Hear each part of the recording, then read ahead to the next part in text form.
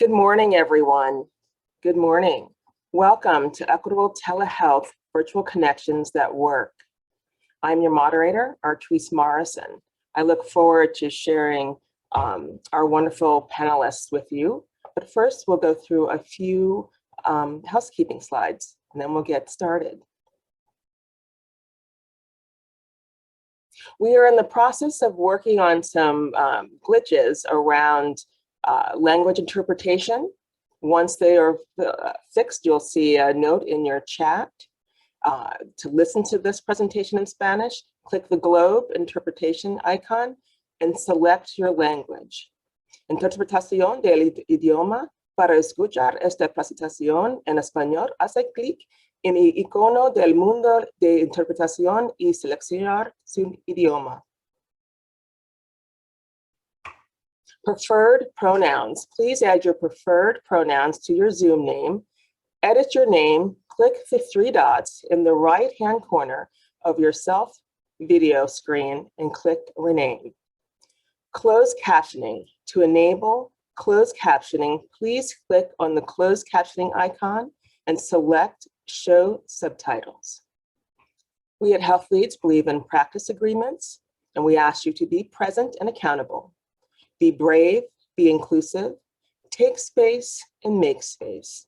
Address racially biased systems and norms. Thank you. We will begin.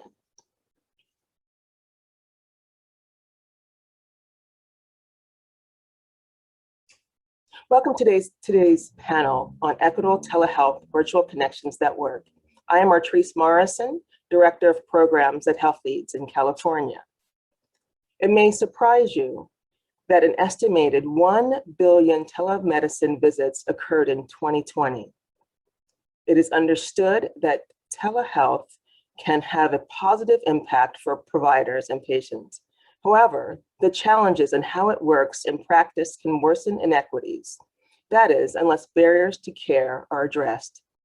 In this panel, we will be discussing the impact of telehealth and the benefits and opportunities that telehealth provides caregivers and importance of equitable telehealth and caregiver solutions.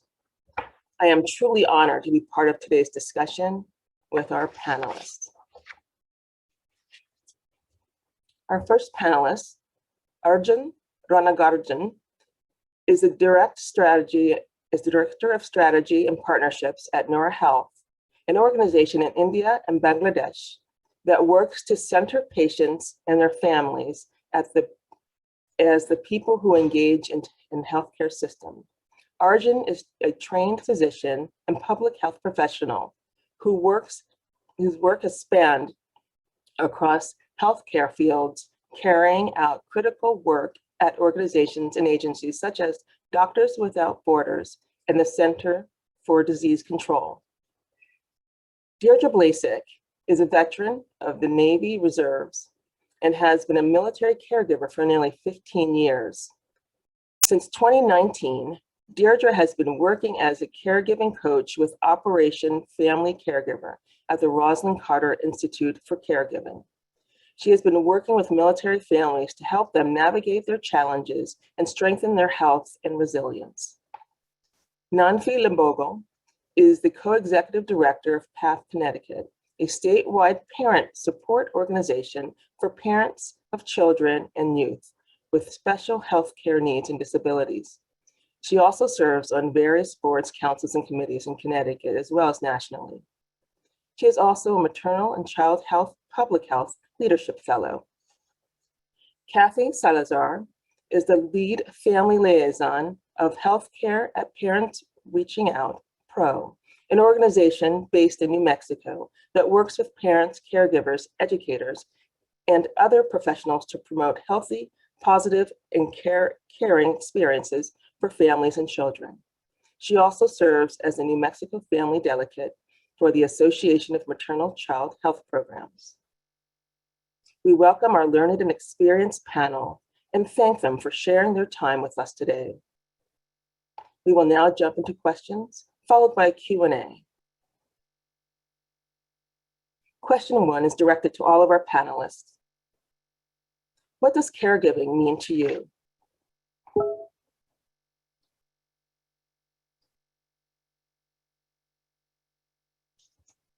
Arjun? Sorry. Thank you, Artrice. When I think about caregiving, what is most impactful to me is families and the role of families in our work and in what we do. Often the family element of caregiving gets lost when it comes to the healthcare system. And I think that, to me, is what we hope to change and to be able to impact and sort of bridge those gaps.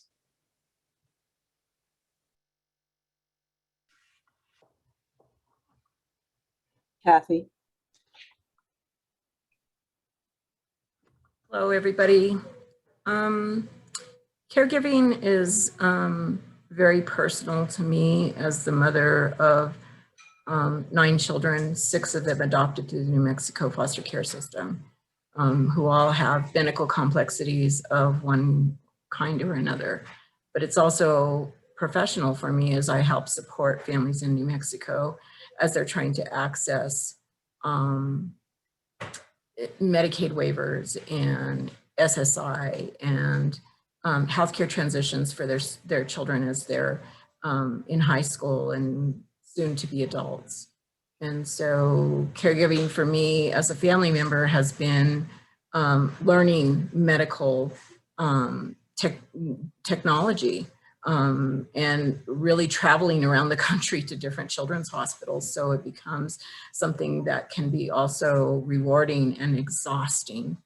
And just really understanding that this past year during the pandemic, how important self-care is. It's just been something that has been, I think, talked about, but not really understood on how important it is until this past year.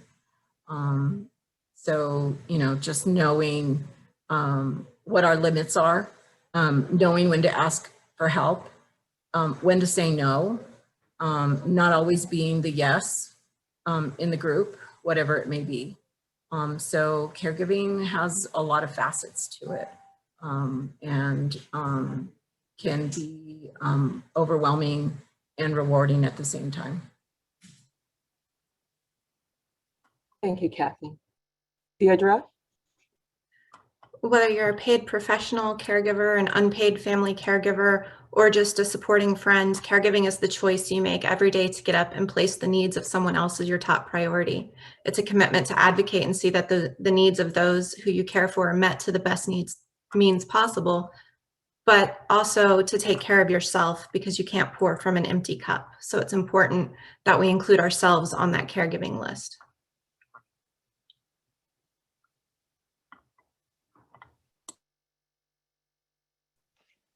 For me, caregiving, I think caregiving is essential. As all my friends have said here today, caregivers save the healthcare system a lot of money in different assets, whether you're a professional or home caregiver. The amount of time that we spend putting in definitely keeps our loved ones or our the people that we care for out of the hospital, in the community. Professionally and personally, for me, it's also very personal, as Kathy said, as I care for my my husband, and which is a different type of caregiving for a spouse, and I also care for my daughter who has multiple special healthcare needs. So it's completely essential. It's rewarding, it's exhausting, it's frustrating, and it's going nowhere. So I think that, you know, elevating the voices of caregivers and caregiving and bring policymakers to understand the importance of it is really critical, especially now as we've seen during the COVID-19 pandemic. Thank you all. Our next question is directed to Deirdre and Kathy. How has telehealth impacted caregiving and caregivers? For me personally, telehealth has been both a blessing and a hindrance. Although virtual options have replaced in-person visits for many aspects of life, whether it's education, mental health therapies, or general health care, for the veteran community, this has been huge. Many veterans live either in rural areas or must travel a great distance to a VA facility that has appropriate services for their needs. But this shift also means that many people are taking on new or additional roles, especially the caregivers. And although patients can finally attend to their medical needs that may have been postponed or ignored a little bit easier, some things just can't be measured accurately through a virtual appointment. If you've never had to facilitate a neurological exam through telehealth, consider yourself lucky. I have, and I can tell you that there is no substitute for some things for an in-person exam. But even with this increased accessibility, there are still many who cannot utilize these telehealth due to the lack of services from clinics or providers, whether it's lack of connectivity in rural areas or those without devices capable of running telehealth applications or programs. Finding that middle ground has been difficult for many, especially the caregiver who is trying to line up every last detail to make it possible for a successful virtual visit.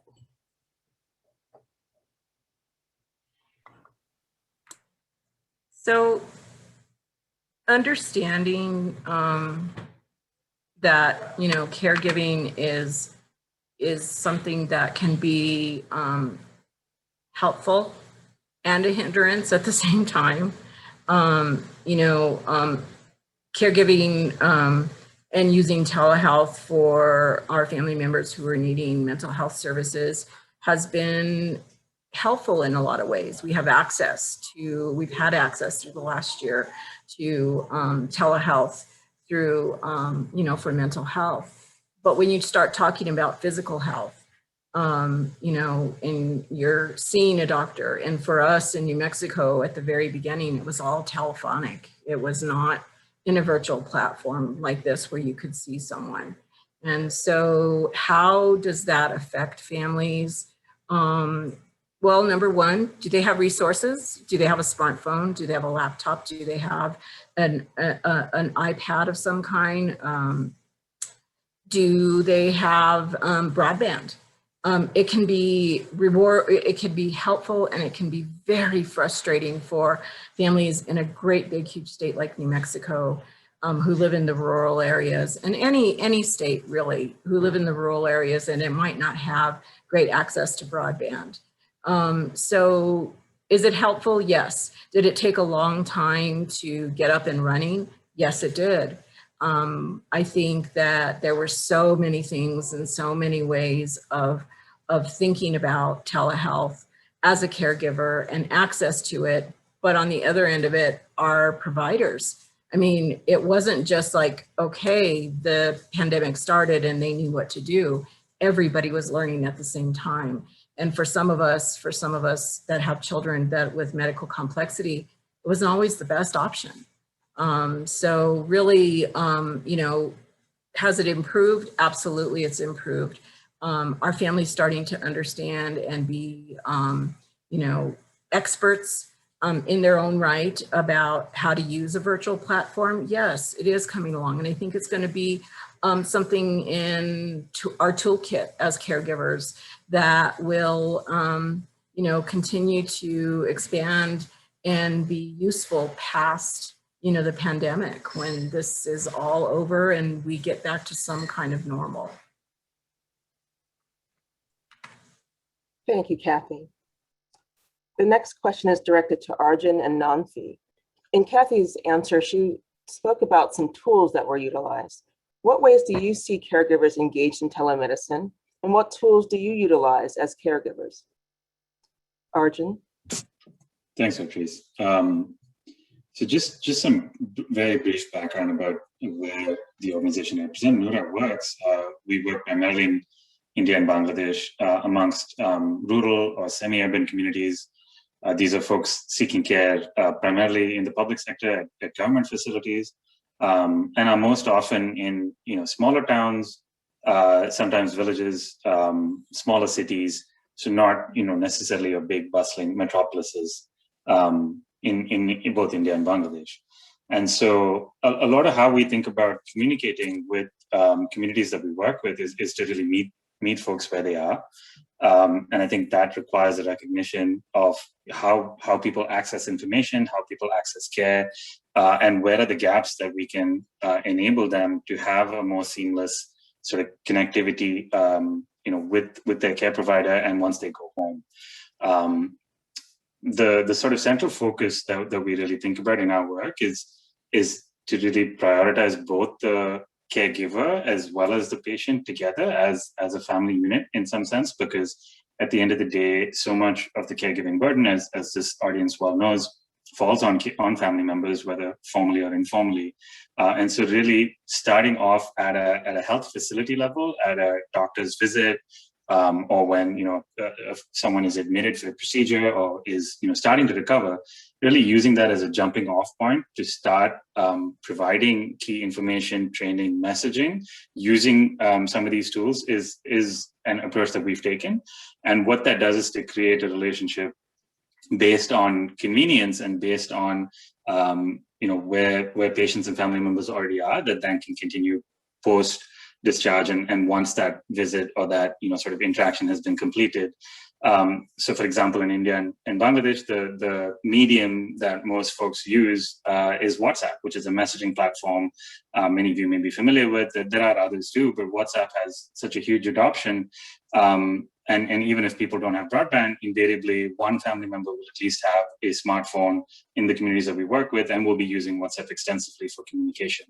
And so we really, decided to leverage being able to use WhatsApp and to share these impactful messages that start off at start with that healthcare journey, really at the facility, but continues much further on into the home to try and support patients and caregivers through that journey, by also providing two-way communication and again creating a model or a tool that meets people where they are, and that also means in terms of language, in terms of customizing for context, ensuring that in terms of audio and video materials and health education materials, that these are really based on patients and communities' lived experiences, and that they're reflective of the context in which communities themselves are, so that they're really able to gain that impact from the communication interface that we've helped set up.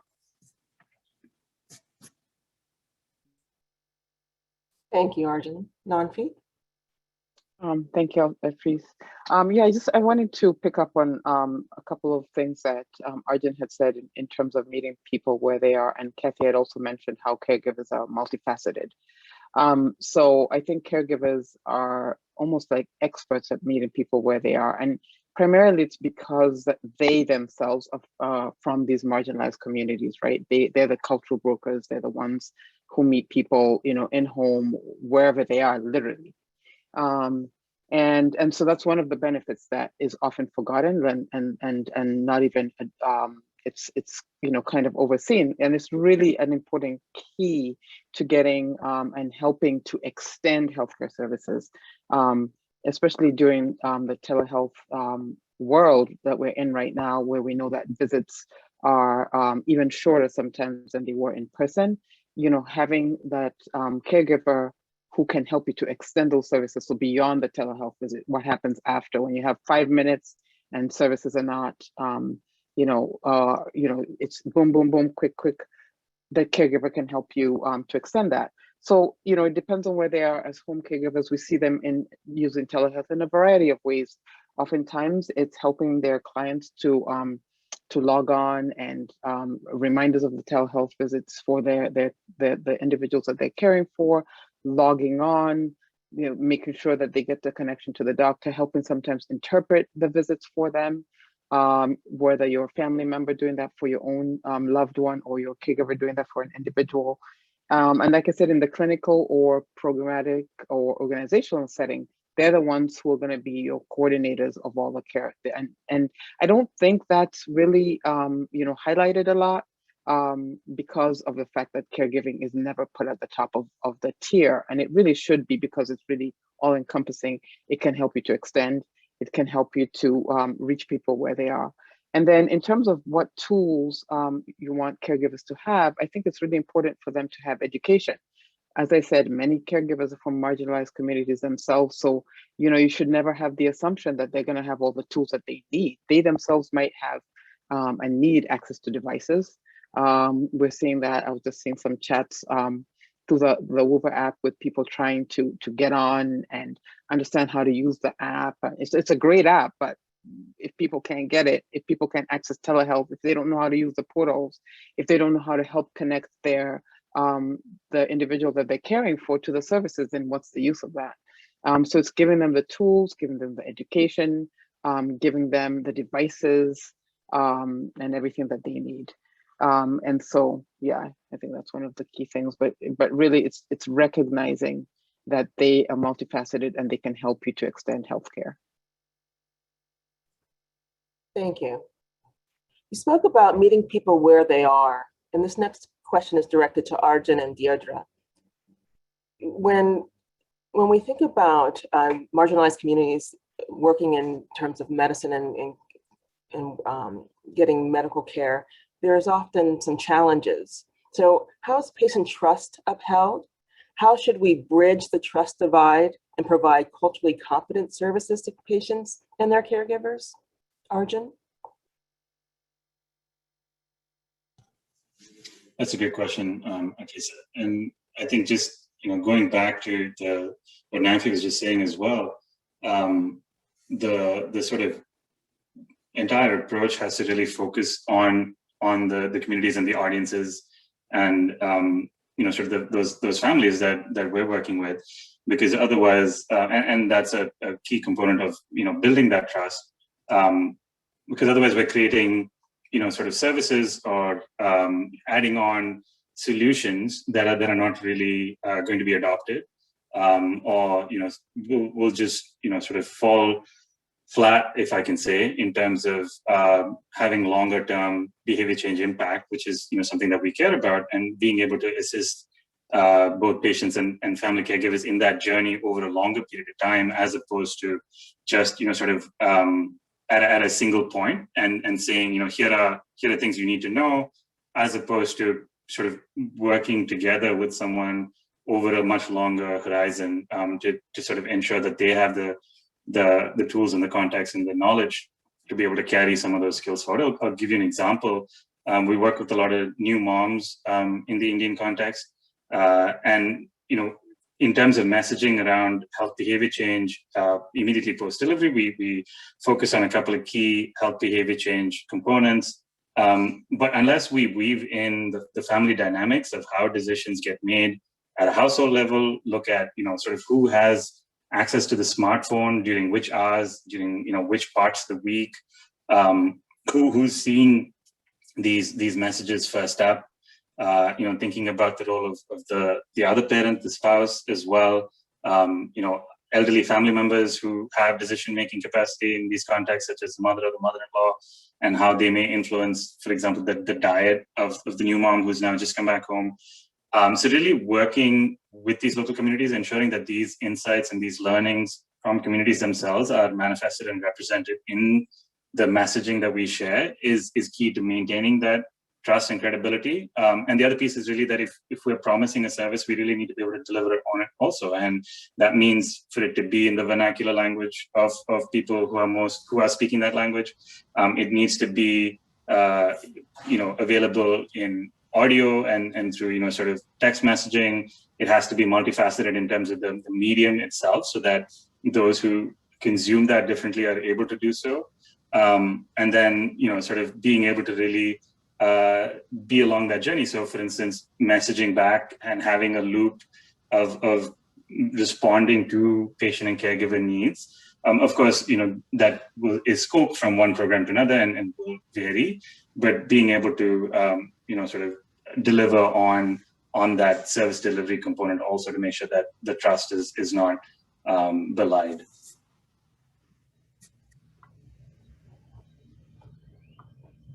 Deirdre? I have to piggyback a little bit off of Arjun, because definitely building and keeping that trust in your promises is very important, especially in communities where it is a very specific culture. In our veteran community, building trust with your provider can often be very tricky.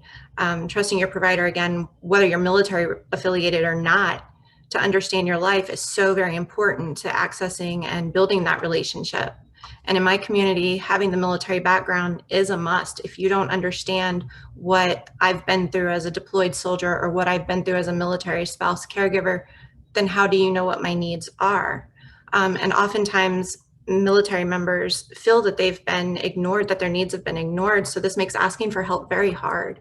And that's where the caregiver's strength comes in. So we must always make sure the caregiver is included in the plan.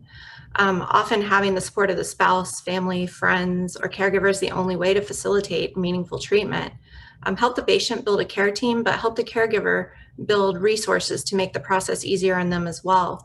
Caregivers need opportunities for self-care, access to personal mental health, because caregiving does take a large toll on you, and the tools necessary for accessing the appropriate health services. I know it's hard to believe in our vastly connected lives, but there are populations without reliable, easy access to the internet or devices to make these appointments happen. Whether it's providing training simply on how to use a program or access to the device and Wi-Fi to make facilitating the healthcare sessions easier, we need to meet people where they are at by supplying the necessary tools without hassle. So having the right tools, as everybody knows, makes any job easier. Thank you, Deirdre. I'd like to open this question to Nanfi and Kathy as well. Nanfi? Yeah, I was just going to highlight what both Arjun and Deirdre had said regarding the trust factor. It's really considering the cultural and community implications of care. So, you know, if you have to build that relationship in order for whoever your patients or constituents, what have you, for them to be able to receive that care. If they don't feel like they can trust you and relate to you, it's going to be difficult to get anything through. So the trust factor and cultural implications and community implications are really important to consider. Yeah, you know, when this all first started and telehealth became a tool to be used, especially during the pandemic, families had a lot of fear regarding their protected health information and how were providers going to make sure that that was happening, and how were they to know that those platforms were protected and someone couldn't just, you know, come into it. We heard about the nightmares of meetings where someone would Zoom bomb, you know, a meeting, and could that happen during a telehealth appointment? And so building the trust has been a very long and hard process. When you bring in the factors of cultural and equity into it, it makes it even harder.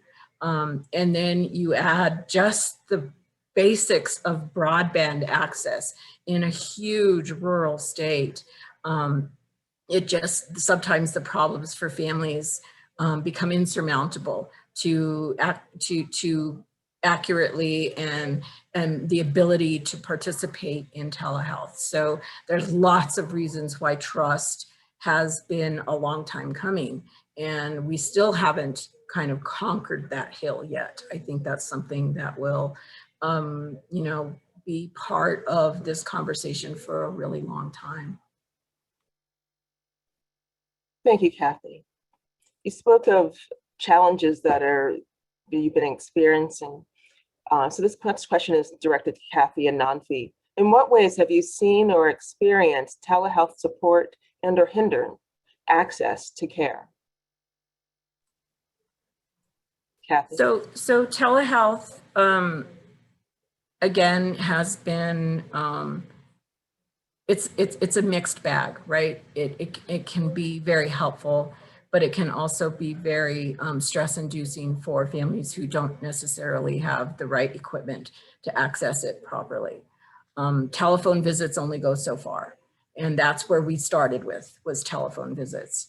And so, you know, within the larger medical systems, they were not prepared to do this on the fly.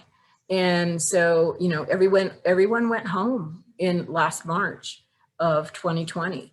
And that meant not going to your provider in in-person visit.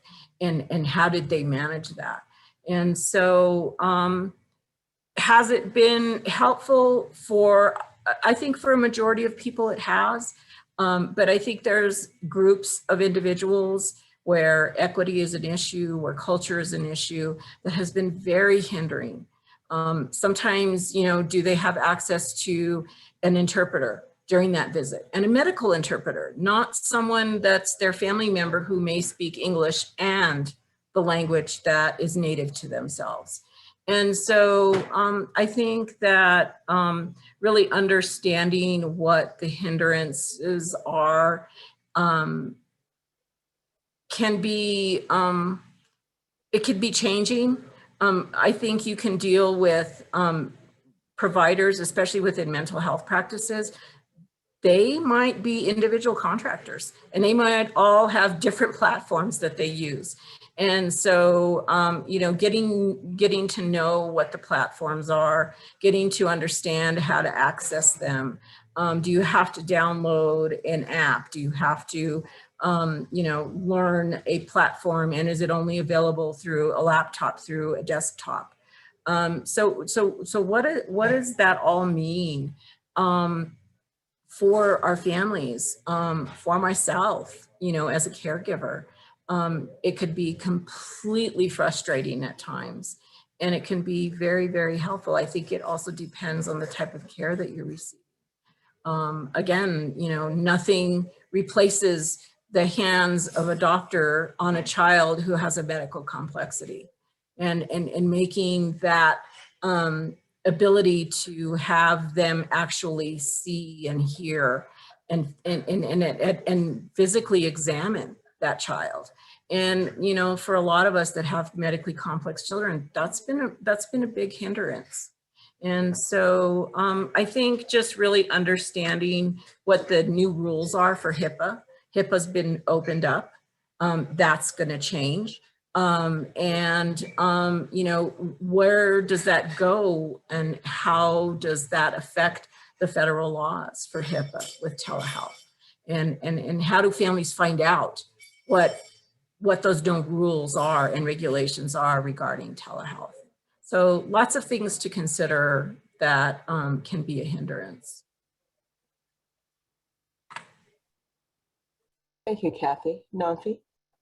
Yeah, I think, you know, a year and a half into the pandemic, health access is still a huge issue, particularly for, you know, individuals or families from marginalized communities who had access to their healthcare at the community health center down the street, somewhere they can walk, get on a quick bus to. If they had access issues with, you know, broadband or devices or what have you, now they're experiencing tons of issues accessing their local PCP, right? And not having access to their healthcare provider, their primary care provider, hinders their health. It hinders, you know, access to those critical healthcare services that they need. They could have jumped in a bus, you know, gone and, you know, had a quick visit with, you know, a nurse or a care coordinator within the practice, and they can't do that anymore. You know, not having all the other providers within the healthcare team, the triage team, having access to those, you know, the care coordinators, like I said, who, like I mentioned before, are the ones that help you to extend that healthcare beyond the visit, the telehealth visit or in-person visit. Not having access to them has been really difficult.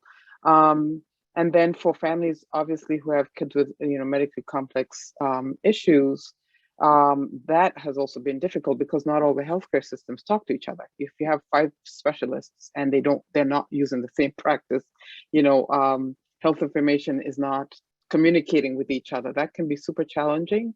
And oftentimes that means that families, you know, lose one or the other.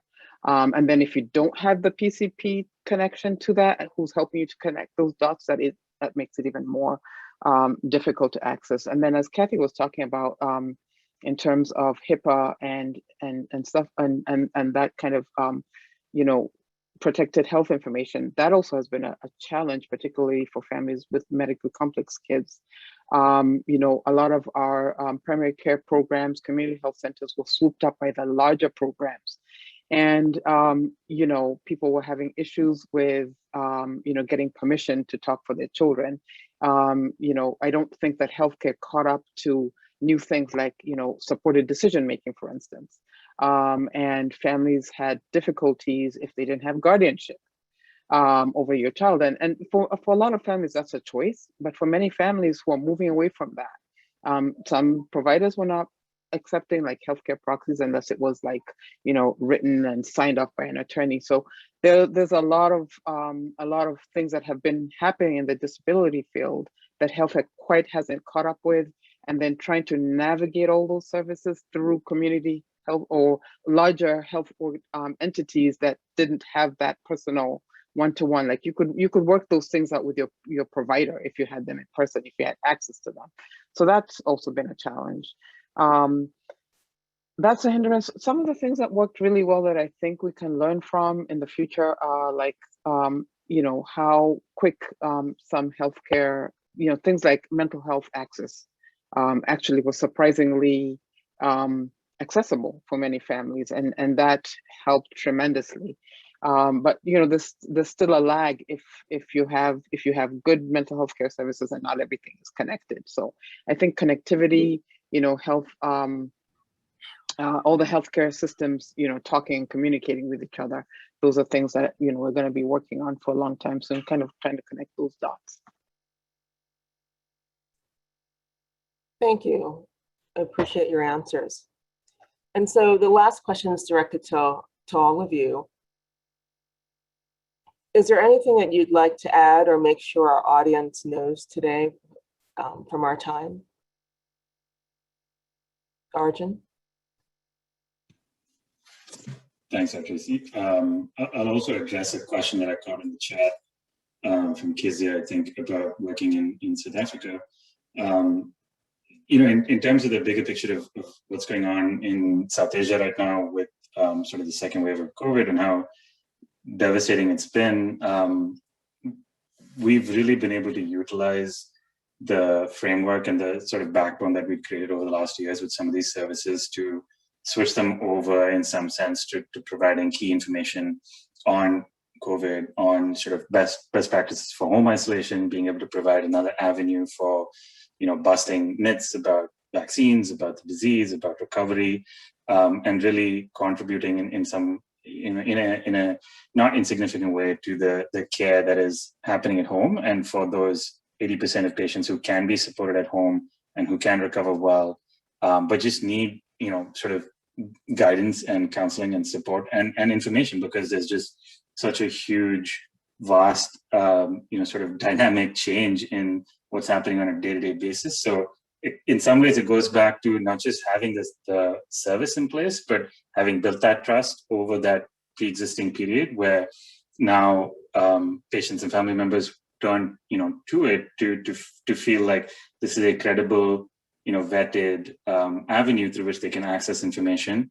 And what we've done, to really be able to support people is building from using WhatsApp alone to even, I don't want to say high tech, low tech, but like going back to just using phone calls and text messages as well. And that's in a sense part of, this connected, a composite, connected approach, because we really need to make use of whichever tools work best for the situations that they work in. And right now, calling people has been extremely helpful in just, we have folks who are field workers, who, sort of are community health workers, and they're also obviously not able to, and for safety reasons, aren't going out in the field as much, but they have the exact perfect skill set to be able to make these calls and be an empathetic voice on the end of the phone to talk someone through, how they can best recover at home, how they can keep the rest of their family safe, and also support an individual who's recovering. So really being able to be flexible, to have, kind of these hybrid approaches, and I would say, leveraging connections and partnerships with other partners. None of us are able to do this alone. We're working closely with so many other partner organizations or the public health system even, and we may not be able to sort of connect right across the entire continuum, but if we can, create a bridge or two connections on either end, that's still something to be said in terms of a better experience of care for that patient and that family caregiver. So I'll stop there. Thank you, Arjun. Is there anything else anyone would like to share? Yeah, I just wanted to, yeah, thank you, Patrice. I just wanted to elevate what Arjun has said and really, harnessing these opportunities, such as WhatsApp. I mean, it's going to be, incumbent on the healthcare systems, and providers of the funding of telehealth to bring all these other mechanisms in there, because people are using them anyway, right?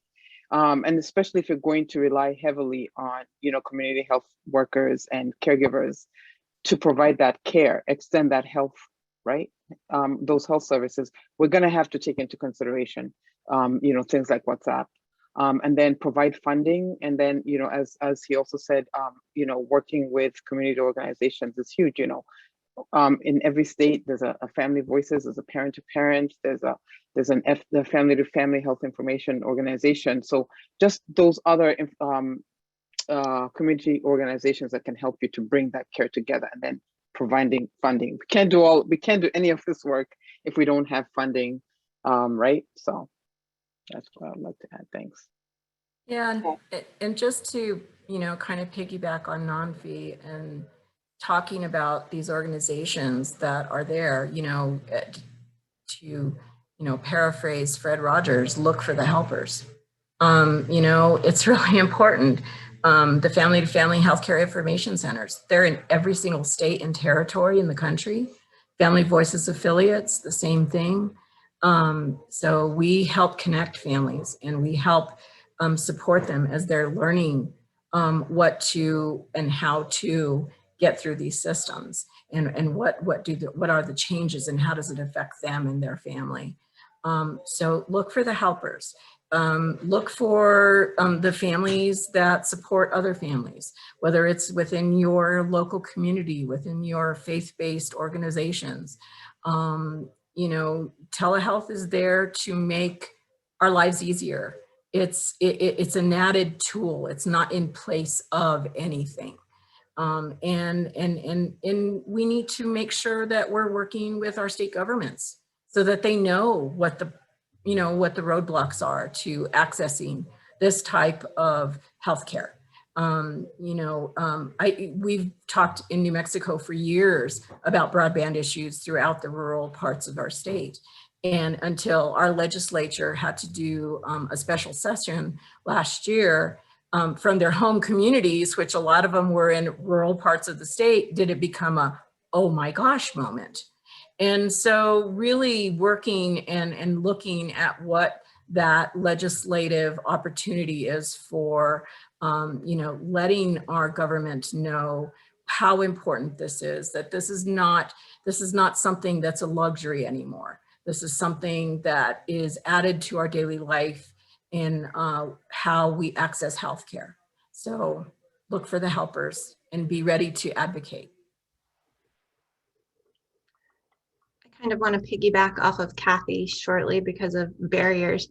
We do need to address the barriers, like she said, and a big barrier that I see often is stigma surrounding care, accessibility, and just asking for help. It's hard to admit that you don't have the ability or possibly just don't know how to access the care.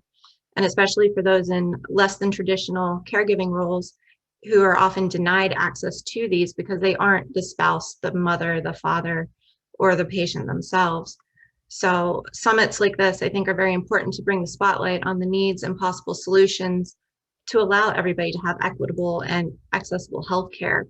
So this is one thing I've been honored to hear everybody's thoughts, and I will definitely take all of these with me.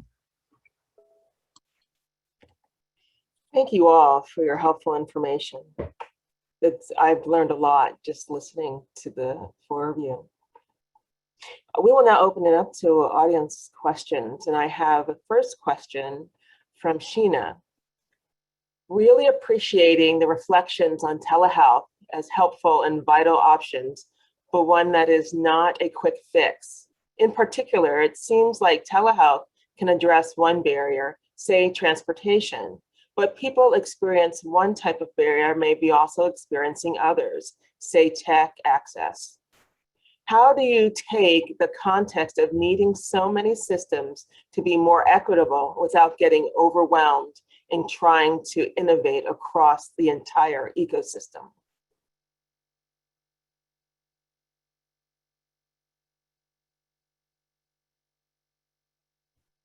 Arjun, are you taking Yeah, on? I can kick this off for that. So, you know, to illustrate this exact challenge, and it's really well put, when we're connecting with patients, once they're leaving a health facility, a district hospital, let's say again a small or medium-sized rural town in India, there isn't necessarily a care continuum or connectivity in terms of a follow-up or, you know, a designated sort of a primary care physician or clinic that they should or would return to on a regular basis. So there is a system in which, you know, folks have received care and now they're sort of just on their own again. So if we were to try and solve for that would be, again, a very significant systems level challenge. And while we do want to address systems solutions or bring about system solutions, ultimately, the way in which, you know, we think about what we can do for that individual patient is focused on, for example, saying, can we help ensure that that patient and that family member has the information they need on, for example, key warning signs or danger signs that they know then will require immediate care seeking, right? That if they are well versed in what those are. So for example, for a child, you know, it may be the onset of jaundice, you know, and so just knowing that and having that information and you know, kind of that being a key piece or a key component of what we communicate enables you know, care seeking in a sense, because what we're able to do from a service standpoint is to provide that back and forth to say, yes, you know, this is a valid concern, or, you know, when there is a doubt or a query to say, you know, it doesn't seem like my child is breathing right or is breathing too fast, then the immediate sort of what kicks in is to say, you know, these are the key warning signs, make sure you seek care. And so while we're not sadly able to connect them with or connect to a health facility directly, you know, where this gets passed on, we have to work within, you know, where we feel we can have impact. So I think the approach is to figure out where you can really have impact and sort of focus on that and kind of build from there. Thank you, Arjun. Do any of our panelists want to add? Okay, we'll move to our next question. From Allison Bauman. What is the family perspective related to healthcare providers being in the home environment via telehealth? Advantages and disadvantages? Okay, wow. So having children, my two youngest who are very medically complex, the advantages has been to not have to bundle up whatever they may need as far as equipment or going out into this world where, you know, COVID had been such a big part of our life and they may be at risk, you know. And so that's been an advantage, is being able to have that care at home while the world has been a little bit of a scary place. The disadvantages, again, what I talked about earlier, is the hands-on piece, right? And the relying on us as family members to make sure that we are great historians and great partners in you know, making those or interpreting those diagnostic issues that we may be dealing with for our child and relaying them properly to our physician. And, you know, and then ultimately when things aren't going so great and then there's obvious, you know, issues, then it's, of course, the scary part of going out into the world and seeking urgent care or going into the ER. So on one hand, for us that are caregivers at home, you know, again, it's been a great solution. But I work within several different children's hospitals throughout the country, and none of them talk to each other. Electronic records, it's a very difficult part of all of this. And so maybe some days electronic records will be universal and they'll all talk to each other, and that'll make life so much easier. So we're still the conduit that a lot of information is brought between our physicians. So, you know, that's a part of telehealth that can be a little frustrating when you're dealing with an out-of-state doctor, and that visit's great and you don't have to go 1,000 miles to see them.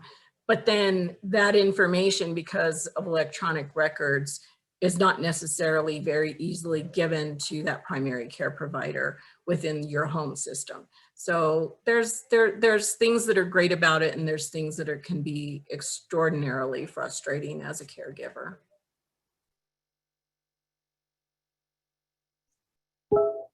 Thank you, I Kathy. just wanted to. I'm sorry, Nancy.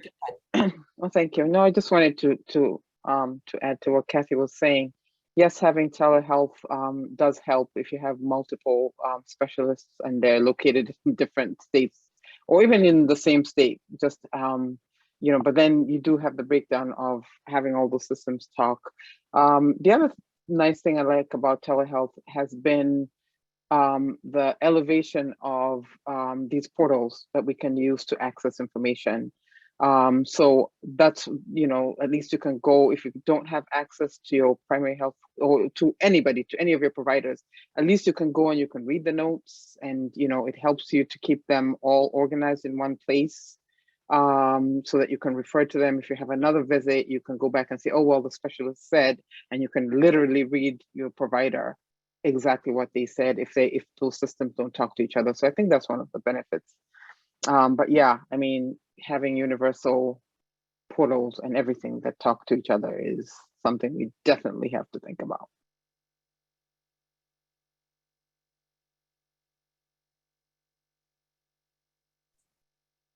Thank you. All right. Our last question comes from Mike Bellissimo. The persistent challenge we have in public and community healthcare is access to care. Whether it is an in-person visit or a telehealth visit, please comment on how payers and providers can do more to bridge this access gap. Also, what is the role of our cities and communities in addressing this disparity?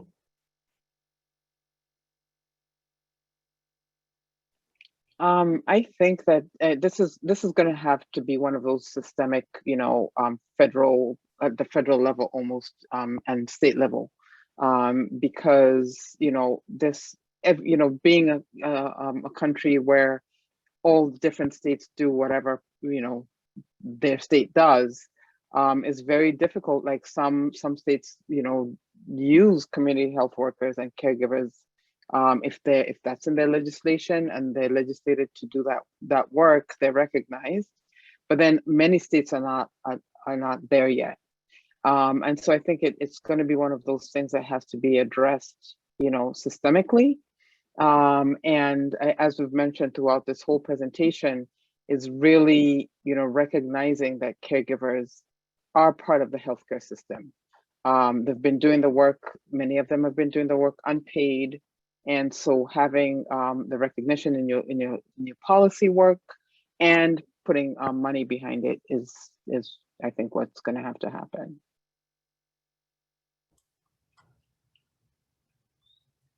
Nancy is absolutely correct. It's going to take advocacy at a high level, whether it's your highest state level, your federal level.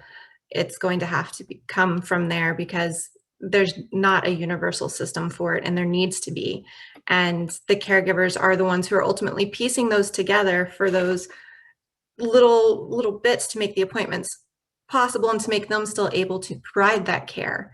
And that's going to take employers getting on board, your city, your state, your federal government. Everybody needs to be on the same page that this is a necessary endeavor and we should support it 100%, whatever that support means.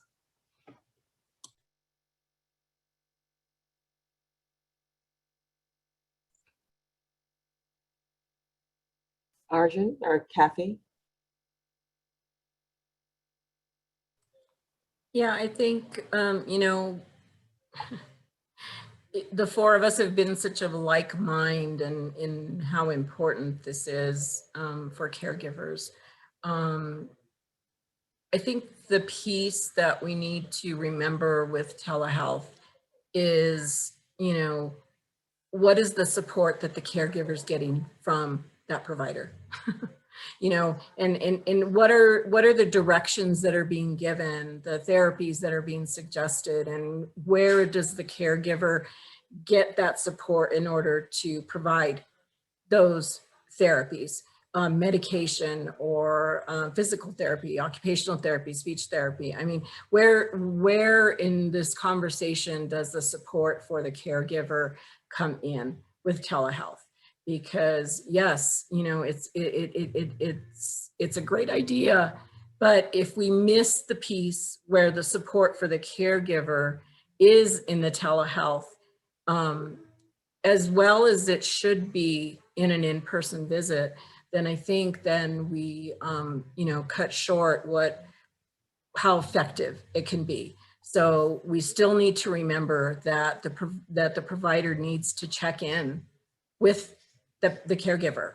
You know, whether it's a paid professional caregiver, a paid home giver, or a parent who is at home with their little one and trying to manage a medically complex situation. And so let's make that part of telehealth. Let's make that part of the check-in process. How is that caregiver doing, and what can our providers do to help support, you know, what they're suggesting or wanting from that visit? Just to add really quickly, in terms of a very different context, in terms of how the payments and the reimbursements work, looking at India, I think the way in which we've tried to move some of this work forward is to really partner closely with the public health system, with the government system of healthcare, to really be able to prioritize, as Kathy was rightly pointing out, ensuring that those supports exist for caregivers, and recognizing that they're doing so much work, formally and informally both. And so really thinking of the family unit with the patient and the caregiver as part of that unit. And I mean, definitions of that obviously vary. I don't mean it in necessarily a traditional sense, but ultimately that the government as the payer in this sense has a very, you know, clear-cut obligation and responsibility to sort of provide that type of care and to support the recovery and the ongoing improvement in health outcomes. And if they really want to see those improvements in health outcomes over the longer period, it makes sense for them to invest in programs like this that prioritize you know, preventive health and public health interventions, sort of whether that happens at home or whether that happens in the hospital or in the clinic, and really working together with family caregivers and patients to sort of make that happen. Thank you. I want to thank all of our wonderful panelists, Arjun Rangarajan, Kathy Salazar, Nanfi Labogo, and Deirdre Blasek for sharing their expertise and their experience with us today. They gave us a lot to think about. I will now turn it over to my colleague, Maris Gelman, to close us out. Hello, everyone. I hope that I've learned so much from all of our amazing participants. I apologize that this is not in presentation mode. We will now be breaking for 30 minutes. Until from 1:10 to 1:40 Eastern Time, 10:10 to 10:40 Pacific.